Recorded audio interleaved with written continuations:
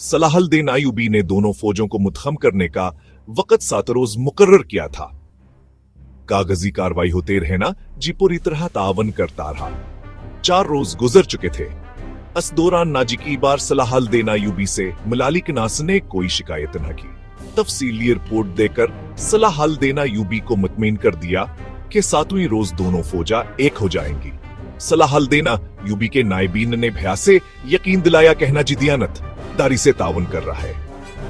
मगर अली बिन सुफियान की एयरपोर्ट किसी हद तक की परेशान कन थी। उसकी इंटेलिजेंस से रिपोर्ट दी थी कि सूदानी फौज के सिपाहियों में कुछ बेइत्मीनान नीसी पाई जा रही है। वो मसरी फौज में मदगम होने पर खुश नहीं।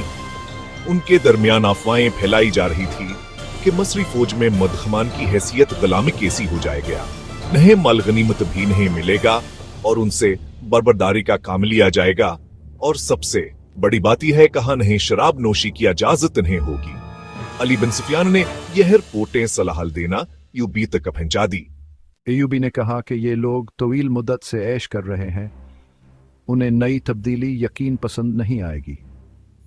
मुझे उम्मीद है कि ये नए हालात और माहौल के आदी हो जाएंगे। इस लड़की से मुलाकात हुई या नहीं?